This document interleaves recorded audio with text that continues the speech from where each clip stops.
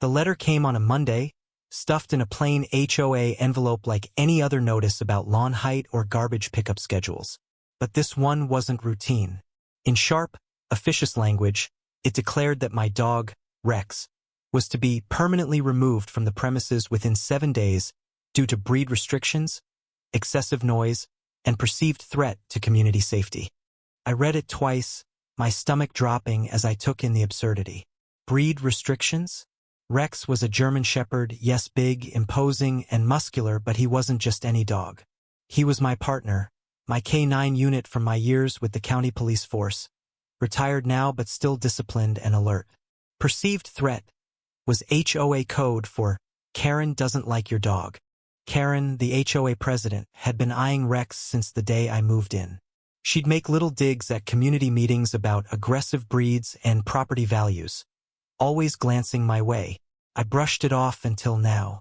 The notice was signed by her, with a scrawled, effective immediately, underlined twice in red ink. It wasn't just personal, it was an attack. That night, as I was tossing a tennis ball for Rex in the yard, Karen appeared on the sidewalk with her ever-present clipboard. She stood just far enough back to avoid calling it trespassing, but close enough to make her voice carry. "You'll need to start making arrangements, Jonathan," she said, eyes flicking to Rex like he was a loaded weapon. "The boards voted, and the rules are clear." I walked to the fence, leaning casually against it. "Karen, those rules don't apply to service animals or working dogs. And Rex isn't just my pet. He's a certified police K9 retired, yes, but still under legal protections." She smirked like I just told her a fairy tale. "Oh, please. Anyone can say that. Unless you've got proof, the clock's ticking." Her words stuck with me, not because I doubted myself, but because I knew exactly how to prove it and make sure she regretted ever pushing this fight. I called an old colleague, Officer Delgado, who still worked with the K9 unit. Within hours, he'd emailed me every piece of Rex's official documentation. Training certifications, commendations, even his retirement ceremony photos. It was all there, stamped and signed by the county. But I didn't just want to hand it to Karen quietly. I wanted the truth to land where the whole neighborhood could see it. 2 days later, Karen escalated. I caught her on my security cameras leaning over my gate, trying to snap pictures of Rex in the yard. She must have thought she was gathering evidence. But all she did was make him sit at attention and watch her with that calm, steady gaze he'd mastered on the job. She flinched and backed up, muttering into her phone. That's when I decided the gloves were off. I sent out an open invitation to the next HOA meeting, not just to board members but to every resident. I booked the community center hall and told everyone I'd be addressing a matter of safety and truth concerning my household. Karen, of course, assumed it was my surrender. She strutted into the meeting that night with a stack of pre-filled violation forms and her gavel, like she was about to preside over my public humiliation. When it was my turn to speak, I stepped to the front with Rex at my side. His presence was commanding, ears up, eyes sharp, tail still. The room quieted. I started by reading the letter Karen had sent me, holding it up for everyone to see. Then I clicked the remote in my hand, and the projector lit up with an image of Rex in his prime. Harness on, badge shining, mid-stride as he took down a fleeing suspect during a drug bust. Gasps rippled through the room. Slide after slide, I showed his commendations, his official certifications, and his record of service. I ended with a photo of him sitting proudly beside the county sheriff at his retirement ceremony. "This," I said, resting a hand on his head, "is a decorated police K9. He has saved lives. He has served this community in ways most of us will never have to. And now, the HOA president wants to throw him out because she doesn't like the way he looks." My voice was steady, but every word carried the weight of my anger. Karen's face had gone pale, her eyes darting around the room as the murmurs grew louder. Then came the twist I hadn't planned. Officer Delgado himself walked in, wearing his uniform with 2 other officers from the K9 unit.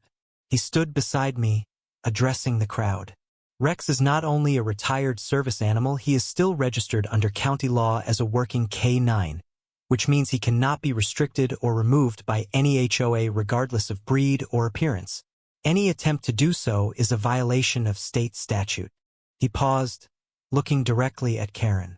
And given that this attempt was formalized in writing, it could also be considered harassment under the law. The room was dead silent except for the sound of Karen's pen slipping from her hand and clattering onto the table.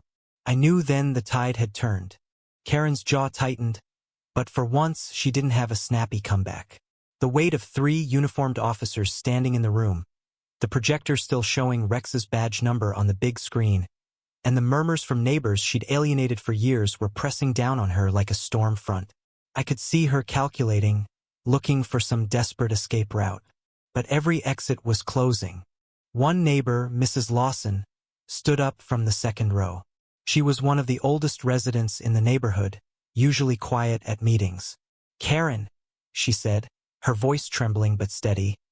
"My grandson is alive today because of dogs like Rex. He was missing for 2 days when he was 6, and a K9 found him in the woods before the cold took him. If you think we're going to let you kick out a dog like that, you've lost your mind." Applause broke out, hesitant at first, then swelling until half the room was clapping. Karen tried to gavel the noise down, but the sound was drowned out by the crowd. "This meeting is out of order," she snapped. "We're moving to other business." But Officer Delgado wasn't done.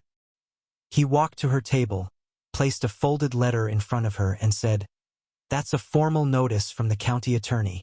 You are to cease all actions against this resident and his dog, effective immediately. Any further harassment will result in criminal charges." His tone was calm, almost conversational, but there was no mistaking the authority behind it. She tried to save face, muttering something about just following protocol. But the damage was done. The meeting dissolved into conversations between neighbors who had never dared to speak against her before. People were shaking my hand, petting Rex, thanking me for standing up. And in the corner, Karen sat frozen, her clipboard untouched, the gavel lying sideways on the table like a symbol of her slipping control. The very next week, the HOA board received a petition not from me, but from a coalition of neighbors calling for Karen's immediate removal as president. The signatures piled up fast. Turns out this wasn't just about Rex. People were sick of her arbitrary fines, her surveillance photos of violations, her way of pitting neighbor against neighbor.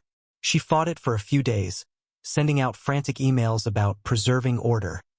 But at the next special meeting, the vote was decisive. She was out. But the twist that sealed her downfall came from the HOA's own records. During the leadership transition, the new interim president, a level-headed woman named Janet, uncovered that Karen had been using HOA funds to pay for security services that were nothing more than her nephew walking around with a camera. Thousands of dollars gone. When this was turned over to the county, it triggered a full audit. And within a month, Karen was facing charges for misappropriation of funds. The woman who had tried to paint my dog as a threat was now the one being fingerprinted and photographed down at the sheriff's office. As for Rex, his fame in the neighborhood skyrocketed. Kids would stop by to give him treats, joggers would wave at him from the sidewalk, and more than once I caught him sitting on the porch like a king surveying his domain. The HOA even voted to install a small plaque near the community park, honoring service animals who protect and serve, with Rex's name at the top. One evening, months later, I was tossing a ball for him in the fading light when Janet walked up the drive. "Jonathan," she said, "I just wanted to thank you again, not just for standing up for Rex, but for standing up for all of us. It feels like a real community now." I looked over at Rex, who was lying in the grass, ball between his paws, eyes half closed in contentment. "We all deserve to feel safe where we live," I said. "Even the four-legged residents." Karen never came back. Rumor has it she moved in with relatives in another state, far away from any HOA leadership roles. The dock she once strutted down like it was her personal parade route now belonged to the people who actually cared about the neighborhood. And every time I see Rex watching over our street, calm and ready, I remember that sometimes the best way to take down a bully isn't just to fight back, it's to show everyone the truth they've been too afraid to see. So now I ask you, if your neighbor tried to ban a decorated police K9 from his own home, would you have fought the same fight or walked away? Was this justice or just personal revenge done right?